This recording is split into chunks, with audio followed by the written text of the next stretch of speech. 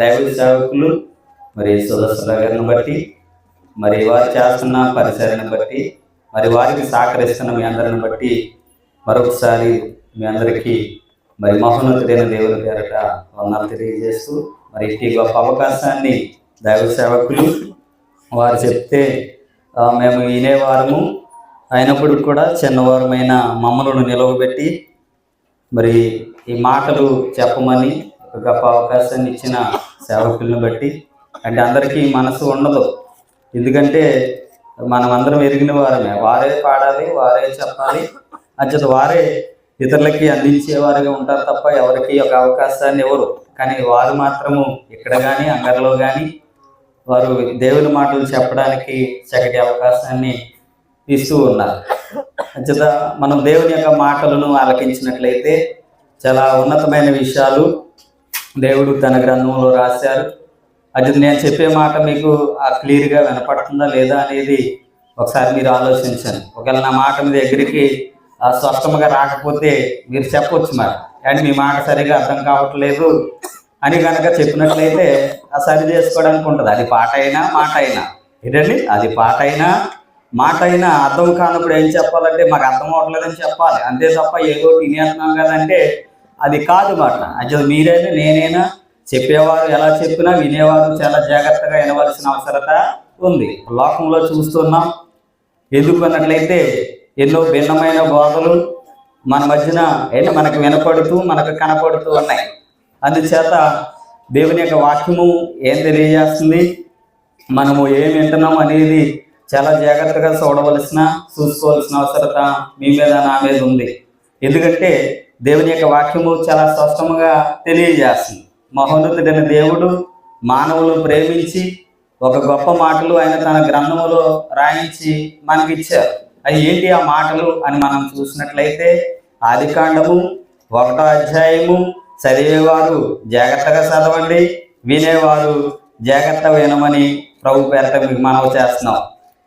ఆదికాండము 1వ అధ్యాయము 1వ వచనంలో ఈ మాటలు చాలా స్పష్టంగా మనకు కనపడుతున్నాయి. చూడండి, ఆదియందు దేవుడు భూమి ఆకాశములను సృజించెను, భూమి నిరాకారముగాను శూన్యముగాను ఉండెను, చీకటి మీరు ఆలకించాలి, చీకటి అగాధ జలములపై కమ్మి ఉండెను. ఏంటండి, ఆదియందు దేవుడు భూమి ఆకాశములను సృజించెను, భూమి నిరాకారముగాను శూన్యముగాను ఉండెను, చీకటి అగాధ జలములపై కమ్మి ఉండెను. అంటే ఇక్కడ ఒక విషయం మనకు కనపడుతుంది. ఏంటి అన్నట్లయితే చీకటి తప్ప వెలుతురు లేదు. ఏ లేదండి, చీకటి తప్ప వెలుతురు లేదు. అంచేటప్పుడు వెలుతురు కావాలి అని దేవుని యొక్క ఆలోచన, ఇది మానవుల యొక్క ఆలోచన కాదు, కానీ దేవుని యొక్క ఆలోచన ఏంటి అన్నట్లయితే ఆ మనిషి జాతికి ఏమి కావాలండి, వెలుతురు కావాలి. అంటే ఇప్పుడు వెలుతురు కావడానికి మహోన్నతుడైన దేవుడు చేసినది ఏంటి అని మనం ఆలోచన చేసినట్లయితే చాలా ఉన్నతమైన విషయాలు అక్కడ రాయబడి ఉన్నాయి. అంటే చీకటి తప్ప ఆ వెలుతురు లేదు. అంచేత చూడండి, చీకటి అగాధ జలములపై కమ్మి ఉండెను. అంటే చీకటి అగాధ జలములపై ఏమైనా కమ్మి, అంటే చీకటి తప్ప వెలుతురు లేదు. అంచేత ఈ వెలుతురు కొరకు మహోన్నతుడైన దేవుడు అంటే ఇంత లోకానికి వెలిగివ్వాలి అంటే ఎంత దీపం కావాలి, మీకు అర్థమవుతుందా? అంటే ఇంత లోకానికి వెలుతురు కావాలి అంటే ఆయన ఎంత దీపాన్ని వెలిగించాలి? సాధారణంగా ఇక్కడ మనం ఇంతమంది ఉన్నాం కాబట్టి దీన్ని లైట్లు వెలిగినాయి, అంచేత ఈ లైట్లలో మనం కనపడుతూ ఉన్నాం.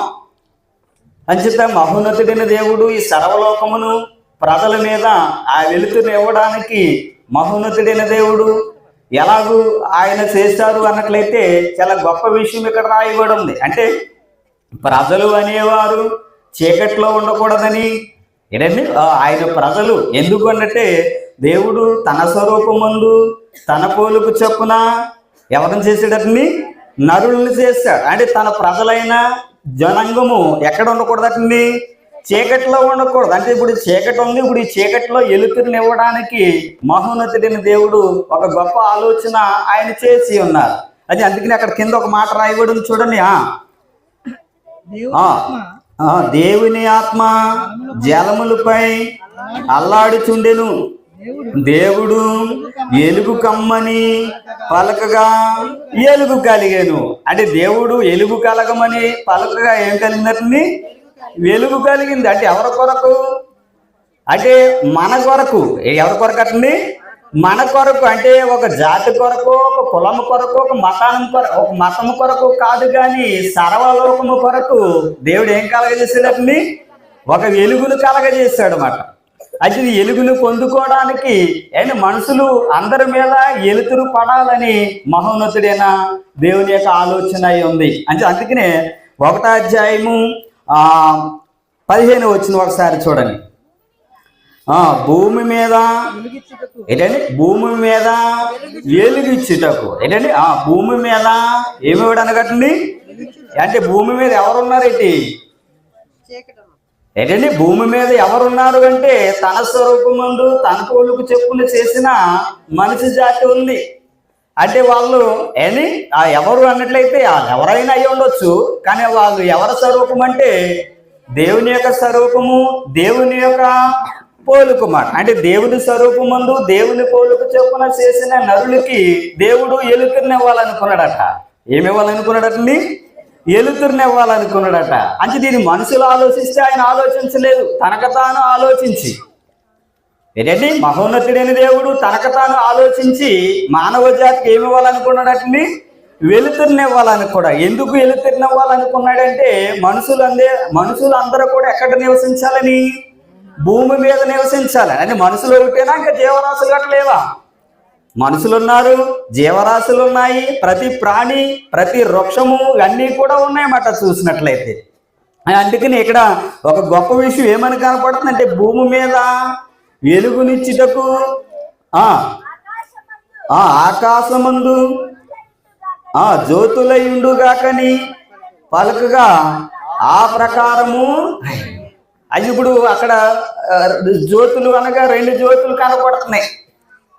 మీరు ఆలకించాలి, నా మాట మీ దగ్గరికి స్పష్టంగా వస్తుందో లేదు. అంటే 2 జ్యోతులు ఉన్నాయి. ఒకటి రాత్రి వెలిగేది, ఒకటి ఉదయము వెలిగేది మాట. అంటే 2 వెలుగుతున్నాయి.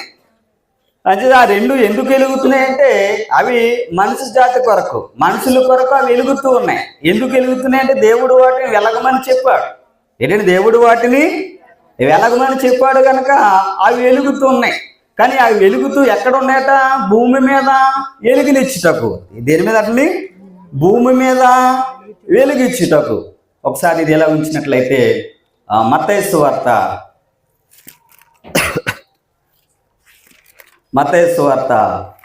5వ అధ్యాయము. నేను ఎందుకు స్పీడ్గా చెప్తున్నంటే నా వెనకాల ఇంకా సహోదరులు ఉన్నారు, అందుకని నేను స్పీడ్గా వెళ్తున్నాను. మీకు అర్థమవ్వకపోయినా ఒకసారి మీరు గమనించండి. మత్తయి సువార్త 5వ అధ్యాయము. ఎంత గొప్ప విషయం అక్కడ రాయబడి ఉందో చూడండి. మనందరికీ తెలిసినప్పటికీ కూడా మత్తయి సువార్త 5వ అధ్యాయము 45వ వచనం. ఆయన ఏంటండి? మీరు గమనించాలి, భూమి మీద ఎవరున్నారు? చెడ్డవారు ఉన్నారు, మంచివారు ఉన్నారు. అంచిది ఈ భూమి మీద ఉన్న మంచివారి మీదను చెడ్డవారి మీదను ఆయన తన సూర్యుడిని ఉదయింపజేస్తున్నాడు అన్నమాట. మీరు చాలా జాగ్రత్తగా గమనించవలసిన అవసరం ఉంది. అంటే నేను ఒకళ్ళ మీదే నేను వెలుతురిస్తాను, నేను ఒకళ్ళ మీదే ప్రకాశిస్తానని చెప్పట్లేదు. అంటే ఆ వెలుతురు చెడ్డవారి మీదను మంచివారి మీదను, అంటే భూమి మీద మంచివారు ఉన్నారు, చెడ్డవారు ఉన్నారు. అది వారిద్దరి మీద కూడా ఈ సూర్యుడు ఏంటండి, ఆ చంద్రుడు ఏం చేస్తున్నారంటే ఆ మానవ జాతికి వెలుతురుని ఇస్తూ ఉన్నారు. ఏం చేస్తున్నారంటే వెలుతురు ఇస్తూ ఉన్నారు. అంచేత ఆ వెలుగులో మంచివారు నడుస్తున్నారు, చెడ్డవారు నడుస్తున్నారు. అంటే ఎందుకంటే మనుషులు చీకట్లో తిరగడానికి దేవుడు ఇష్టపడేవాడు కాదు. ఏంటంటే మనుషులు చీకట్లో నడితే ఏమవుతుంది? చీకట్లో వెళ్ళిపోతానంటే ఎంత లెక్క వెళ్తావు, ఎక్కడో పడతావు. అంచేది ఎవరైనా ఎక్కడ నడవాలనుకుంటారు అంటే ఏంటంటే ఆ ఎలుగులోనే నడవాలనుకుంటారు అన్నమాట. చూసినాడు ఆ ఎలుగులో నడవాలని ఆలోచన దేవుడు ఎరిగినవాడు కాబట్టి ఆ మహోన్నతుడైన దేవుడు మానవ జాతికి వెలుతురుని ఇవ్వడానికి అక్కడ ఒక గొప్ప మాట రాయబడి ఉంది చూడనా, ఆయన చెడ్డవారి మీదను మంచివారి మీదను తన సూర్యుడిని ఉదయింపజేస్తున్నాడు. అంటే సూర్యుడు ఎవరని? తన సూర్యుడిని. దేవుడు కుమారుడైన యేసుక్రీస్తు వారు ఏమంటున్నారు అన్నట్లయితే, మహోన్నతుడైన దేవుడు చెడ్డవారి మీదను మంచివారి మీదను తన సూర్యుడిని, అంటే సూర్యుడు ఎవరు వారు? ఆయన దేవుని వాడు. ఆయన అయితే ఆయన వాడు కాబట్టి ఆయన చెడ్డవారి మీద పడుతున్నాడు, మంచివారి మీద పడుతున్నాడు. మనమేమనుకుంటున్నామంటే దానికి మించింది లేదనుకుంటున్నాం. మీ అర్థమైందండి? లోకాస్తులు ఏమనుకుంటున్నాము అంటే దానికి మించింది లేదనుకుంటున్నాం. కానీ ఆమె తన పని అది చేస్తుంది. ఎందుకు తన పని తను చేస్తుందంటే దేవుడు దానికి ఆజ్ఞాపించాడు. ఆమెకి ఏం చేసాడని? ఆజ్ఞాపించాడు. ఏమని ఆజ్ఞాపించాడంటే, నువ్వు మంచివారి మీదను చెడ్డవారి మీదను నువ్వు ఉదయించాలి అన్నాడని. ఏమన్నాడని? నువ్వు మంచివారి మీదను చెడ్డవారి మీదను నువ్వు ఏం చేయాలి? ఉదయించాలని దేవుడు అని ఆమెకి చెప్పినట్లుగా, అనగా అతనికి చెప్పినట్లుగా మనం చూస్తున్నాం. మంచిదే, ఇక్కడ దాకా బాగానే నడుస్తుంది. అజిత ఈ వెలుతురులో మంచివారు వెళ్ళిపోతున్నారు, చెడ్డవారు నడుస్తున్నారు, మంచివారు నడుస్తున్నారు, బాగానే ఉంది. కానీ ఇది ఎంతవరకు దీన్ని అనుభవిస్తున్నాం మీరు గమనించాలి. ఎంతవరకు దీన్ని అనుభవించగలుగుతున్నాం ఒకసారి చూడండి. కీర్తన గ్రంథము 90వ అధ్యాయము 10వ వచనము ఒకసారి చూడాలి.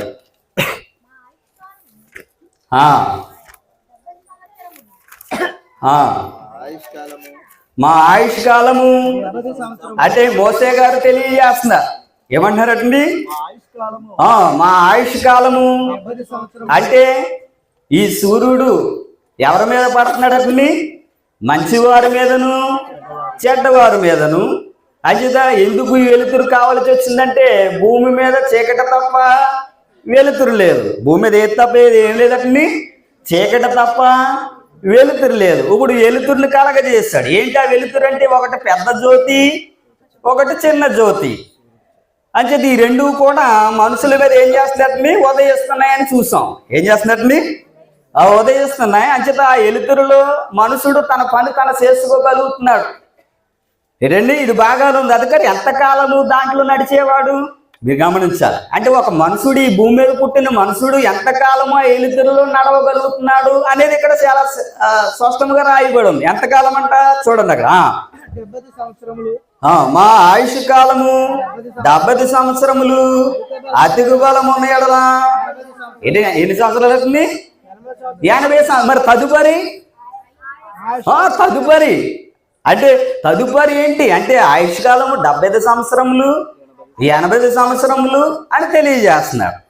ఏంటి 60 సంవత్సరములు, ఏంటి 70 సంవత్సరములు అతిథి బలం ఉంటే 80 సంవత్సరాలు. అంటే ఈ 80 సంవత్సరాలు ఈ సూర్యుడి కింద ఎలుగులో నడవగలుగుతున్నాడు, ఈ చంద్రుడి కింద ఎలుగులో నడవగలుగుతున్నాడు. కానీ తదుపరి మీరు అర్థమవుతుందండి? అంటే తదుపరి మరేంటి? తదుపరి ఎక్కడికి వెళ్ళిపోతున్నాడు ఇతను? ఒక మనుషుడు ఎక్కడికి వెళ్ళిపోతున్నాడు అనేది అది ఆలోచించవలసిన అవసరం ఉంది. అంటే కనపడే ఈ వెలుతురుని గౌరవించగలుగుతున్నాం తప్ప అర్థమవుతుందండి. క్రైస్తవులు కూడా అంతే. ఏమి మీ ఇంటి మీద ఎట్టరండి అన్నాడు ఒక ఆయన. ఒక ఆయన అంటున్నాడు, మీ పాత్రలోకి వెళ్తారంట కదా, మీరు పాటనంట కదా, మీ ఇంటి మీద ఎట్టరా అంటున్నాడు. ఏంటి అంటే అది ఎడితే అక్కడికి వెళ్తామా? అది మన అక్కడికి తీసుకువెళ్తుందా అంటే వైనము కానీ అర్థం కాని పరిస్థితులు ఇవాళ క్రైస్తవ సమాజము ఉందన్నమాట. చూసినట్లే ఆ వెలుతురైనా ఈ వెలుతురైనా ఎంతకాలం పనిచేస్తుందట మన మీద?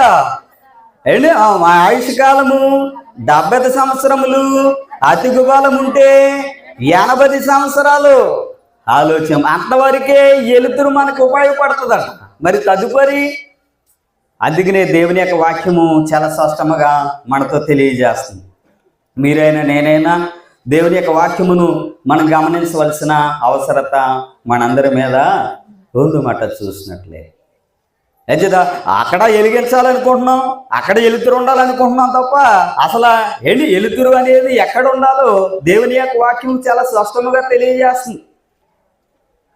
ఈ వెలుతురు మనల్ని అక్కడికి తీసుకువెళ్దాం. లేకపోతే ఆ తెల్లవారి తెల్లవారకోకుండా తెల్లవారగట్లే వచ్చి అది మనల్ని అక్కడికి తీసుకెళ్ళే అవకాశము లేదు. ఆ వెలుతురు కానీ ఈ వెలుతురు కానీ దేవుడు ఉండే ప్రదేశానికి తీసుకెళ్లే అవకాశము లేదు. మనమేమనుకుంటున్నాం అంటే ఈ ఎంత ఎలుగు ఉందో అనుకుంటున్నాం. ఈ ఎలుగు ఆపేస్తే ఆగిపోద్ది. ఏంటండి ఈ వెలుగు ఏం చేస్తుంది? ఆపేస్తే ఆగిపోద్ది. అది ఇప్పుడు దాకా వెలిగింది, కానీ ఇప్పుడు దాకా వెలిగింది కానీ ఇప్పుడు చీకటి వచ్చింది. ఆలోచింపచేస్తుంది. కానీ నిత్యము వెలిగేది, మనల్ని వెలిగించేది, నిత్యము వెలిగేది ఏమై ఉందో దేవుని యొక్క వాక్యము చాలా స్పష్టముగా మనతో తెలియజేస్తుంది. ఒక్కసారి మీకు అర్థమైందండి? అంటే ఈ లోకములో ఈ సూర్యుడు ఎంతకాలము అన్నట్లయితే ఒక మనుషుడి మీద ఉదయించేది 60 సంవత్సరములు, 75 సంవత్సరములు, అతికి బలం ఉంటే 80 సంవత్సరములు. మరి ఈ వెలుగుని చూసుకుని మనం అక్కడికి వెళ్ళిపోతామా? ఈ వెలుగుని నమ్ముకుని అక్కడికి వెళ్ళిపోదామంటే అక్కడికి వెళ్ళే అవకాశము లేదు. అదే వెలుతుర కింద ఉండి, అదే సూర్యుని కింద ఉండి, మీకు అర్థమైందా? అదే వెలుతుర కింద ఉండి, అదే సూర్యుని కింద ఉండి ఒక మహారాజు ఒక ఉన్నతమైన విషయం తెలియజేస్తున్నాడు. ఒకసారి చూడండి, కీర్తన గ్రంథము 27వ అధ్యాయము 1వ వచనం. యెహోవా ఏంటండి అంటే ఒక రాజు ఒక ఉన్నతమైన విషయం ఆయన తెలియజేస్తున్నారు. ఏమంటున్నారో చూడండి, యెహోవా నాకు వెలుగును రక్షణనై ఉన్నాడు. అంటే దావీదు రాజు మహోన్నతుడైన దేవునికి ఏమని తెలియజేస్తున్నారు అన్నట్లయితే, యెహోవా నాకు వెలుగును రక్షణనై ఉన్నాడు. మరి ఈ ఎలుగా ఆయన అదే ఎలుగు కింద ఉన్నాడు, అదే సూర్యుడి కింద ఉన్నాడు, అదే చంద్రుడి కింద ఉన్నాడు. కానీ దావీదు రాజు ఏమని ప్రార్థన చేస్తున్నాడు అన్నట్లయితే, యెహోవా నాకు వెలుగును. అది మాట. ఆ ఎలుగు ఎక్కడికి తీసుకువెళ్ళాలంటే రక్షణ దగ్గరికి తీసుకువెళ్ళాలండి. ఎక్కడికి తీసుకెళ్ళాలండి? రక్షణ దగ్గరికి. మరి ఇది ఎక్కడికి తీసుకెళ్తుంది? ఏమ్మా ఎక్కడికి తీసుకెళ్తుంది? ఇక్కడే ఉంది. ఎక్కడికైనా తీసుకెళ్తుంది మనల్ని? ఎక్కడికి తీసుకువెళ్ళట్లేదు. అలాగే మనకి కనపడేది ఆమె ఎక్కడికి తీసుకువెళ్దాం, ఆమె పని ఆమె చేస్తూ ఉంది, ఆలోచింపజేసినట్లేదు. అంటే అందుకని ఇక్కడ ఒక గొప్ప విషయం ఏమని రాయబడి ఉన్నట్లయితే, యెహోవా నాకు వెలుగును రక్షణనై ఉన్నాడు. నేను ఎవరికి నేను ఎవరికి భయపడాలి? ఆ ఎలుగై ఉన్న దేవునికి భయపడాలి ఏంటి? ఆయనకు తప్ప నేను ఎవరికి భయపడాలి అని ఆయన తెలియజేస్తున్నాను. ఆయనే నాకు వెలుగు, ఆయనే నాకు రక్షణ అని తెలియజేస్తున్నారు. మనమేమనుకుంటున్నామంటే ఆయన మీరు లైటింగ్ ఎట్రా మీ చర్చికి అంటున్నాడు ఒక ఆయన. ఏంటండి మీ లైటింగ్ మీ చర్చికి ఏం పెట్టరట? చర్చికి లైటింగ్ పెడితే వెళ్ళిపోతామా? దేవాలయానికి లైట్లు కడితే వెళ్ళిపోతామంటే వెళ్ళే ఛాన్స్ లేదండి. అనుకుంటున్నాం అంతే. సాతాను అలా భ్రమపరుస్తుంది. సాతాను ఏం చేస్తుందంటే భ్రమపరుస్తుంది, ఆలోచింపజే. ఆ భ్రమలోని ఇలా లోకము అదే వైపు వెళ్ళిపోతుంది, క్రైస్తవులు అదే వైపు వెళ్ళిపోవాలి. అమ్మ అందరూ వెలిగించుకోవాలి. ఏంటంటే అందరూ ఏమి వెలిగించుకోవాలట? అందరూ క్యాండిల్స్ వెలిగించుకోండి, అమ్మ అందరికి అందించండి అంటున్నాడు ఆయన. ఇలాగంటున్నాడు, ఏం బాధపడదు చిన్న. ఏంటండి అంటే ఒక సేవకుడు ఏంటి ఆ దేవాలయంలో అనగా చర్చిలో ఏమంటున్నాడు అన్నట్లు అందరూ ఏమి వెలిగించుకోండి, క్యాండిల్స్ వెలిగించుకోండి అంటున్నాడు. క్యాండిల్స్ వెలిగించుకుంటే వెళ్ళిపోతాం అక్కడికి? వెళ్ళే ఛాన్సే లేదు. వాటి గురించి ఇక్కడ మాట్లాడతలేదు ఈయన. యెహోవా నాకు వెలుగు, యెహోవా నాకు రక్షణ, ఆలోచింపచేసినట్లే. కానీ అలా మనమేమనుకుంటున్నట్టు అవును కదా ఏంటండి వెలిగించుకోవాలి కదని చెప్పేసి డబ్బులు పెట్టి కొనుక్కుని వెళ్ళి అక్కడ వెలిగించే పరిస్థితి మనం చూస్తున్నాం. కానీ సహోదరి సహోదరులారా, అది ఎప్పటికీ కూడా మనం దేవుని దగ్గరికి చేర్చే అవకాశము లేదు మాట. అందుకని దేవుని యొక్క వాక్యము చాలా స్పష్టముగా మనకి కనపడుతూ ఉంది. ఏమని కనపడుతుందంటే, యెహోవా నాకు వెలుగును. ఎక్కడుండి? అదే సూర్యుడి కింద ఉన్నాడు, అదే చంద్రుడి కింద ఉన్నాడు ఏంటి వాటి కిందే ఉండి ఆయన ఏమన్నాడంటే ఇది శాశ్వతమైనది కాదు. అందుకనే అన్నాడు ఆకాశము భూమి గతించును గాని. ఏమా ఆకాశము భూమి గతించును గాని, మరి అవి గతించకపోతే ఇవి ఉంటాయా? ఆకాశం గతించిపోతే సూర్యుడు ఉంటాడా? భూమి గతించకపోతే గతించిపోతే ఈ లైట్లు ఉంటాయా? ఆ రెండు గతించిపోతే లైట్లు ఉండవు. తూర్పు దిక్కులు పొడిచే సూర్యుడు ఉండడం అట్ట చూసి మరి నిత్యము ఉండేది ఏంటి అన్నట్లయితే ఒక గొప్ప విషయము ఇక్కడ రాయబడి ఉంది. ఏమంటాడంటే, యెహోవా నాకు వెలుగును నాకు రక్షణుడై ఉన్నాడు, నేను ఎవరికి భయపడుదును అని తెలియజేస్తాను. మీరు నేను కూడా ఎవరికి భయపడాలి అన్నట్లయితే మనల్ని వెలిగించే మహోన్నతుడైన దేవునికి మనం భయపడి ఆయన సన్నిధిలో ఆయన రాజ్యంలో మనము నిత్యం ఉండవలసిన అవసరత ఉందన్నమాట. చూసినట్లయితే మనం చూద్దాం ఒకసారి యోహాను సువార్త 1వ అధ్యాయము, ఇంకా 6 నిమిషాలు ఉంది. యోహాను సువార్త 1వ అధ్యాయము 9వ వచనం. అందరూ చూడాలమ్మా, అందరు చూస్తున్నారా? మీ దగ్గర గ్రంథం ఉంటే అందరూ చూడండి. నిజమైన వెలుగు అంటే యోహాను గారు తెలియజేస్తున్నారు. ఎవరితో అనుకుంటున్నారు? యూదులతో. ఏమా యూదులతో ఆయన ఏమని తెలియజేస్తున్నారు అన్నట్లయితే అది నిజమైన వెలుగు. మీరేమనుకుంటున్నారంటే ఇదే నిజమైన వెలుగు, ఇదే నిజమైన వెలుగు అనుకుంటుంది లోకము. మా లోకమే కాదు, మనం కూడా అనుకుంటున్నాం. అవును కదా, వెలుగు లేకపోతే ఏమైపోదు అనుకుంటున్నాం. ఆ వెలుగు నువ్వున్నాను చూపు నేనున్నాను చూపే ఉంటుంది. ఆలోచింపచేసినట్లయితే ఇంకోటి ఏంటంటే మనం ఉన్నాను చూపు అది మనకు ఉపయోగపడుతుంది తదుపరి. కానీ ఇక్కడ ఏమంటున్నారు అన్నట్లయితే యోహాను గారు నిజమైన వెలుగు ఉండెను. అది ఏం చేస్తున్నట్టండి? లోకములోనికి వస్తుంది నిన్ను వెలిగిందామని, నన్ను వెలిగిందామని. కానీ మనమేమనుకుంటున్నామంటే ఇదే వెలుగు, ఇదేం కనపడుతుంది ఏంటి? ఏమా ఇది ఎవరికి కనపడట్లేదు, అయ్యగారికి కనపడతలేదు, అమ్మగారికి కనపడతలేదు. ఏది వెలుగని?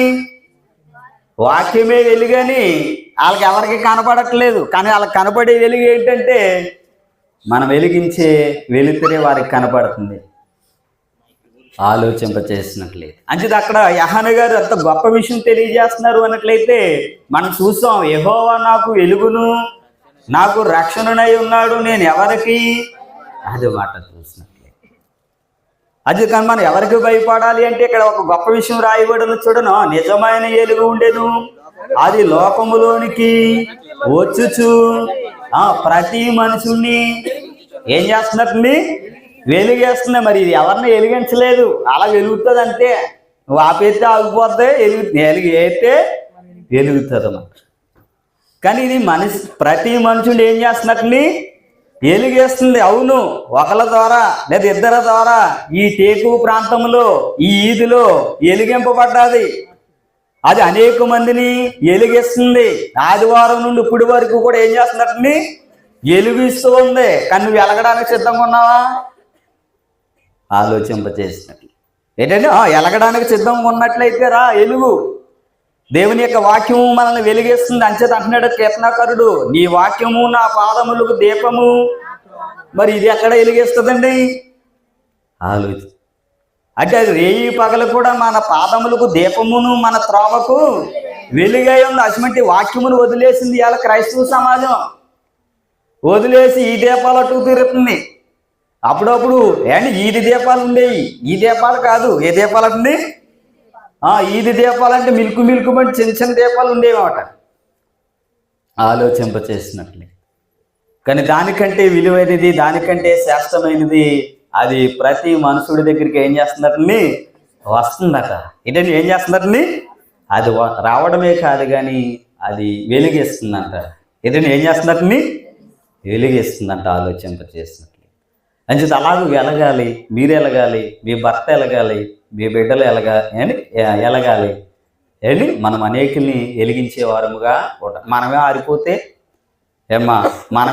ఇంకొకరిని ఎలా వెలిగిస్తాం? అది మనం ఎలగాలి, ఎదటి వారిని వెలిగించాలి అన్నట్లయితే ఈ వాక్యమును దివారాత్రులు మనం ధ్యానించేవారమై ఉండాలి. అంచేది అక్కడ అంటున్నారు చూడండి, నిజమైన వెలుగు ఉండెను, అది లోకములోనికి వచ్చుచు ప్రతి మనుషుని వెలిగించుచున్నది. ఆయన లోకములో ఉండెను. ఎవరు? ఆ వెలుగు ఎక్కడ ఉన్నట్టండి? ఆ వెలుగు ఎక్కడ ఉందట? మరి లోకములో ఉంటే ఎందుకు లోకము దాన్ని గ్రహించిందా? లోకము దాన్ని గ్రహిస్తే ఇంకా అగరొత్తులు కొవ్వొత్తులు మనకెందుకు? ఆలోచన. లోకం గ్రహించలేదు వెలుగుని. ఇది వెలుగు కాదనుకుంటున్నాం. కానీ మనకు కంటికి కనపడేది ఏమనుకుంటున్నాం? ఇదే వెలుగు అనుకుంటున్నాం.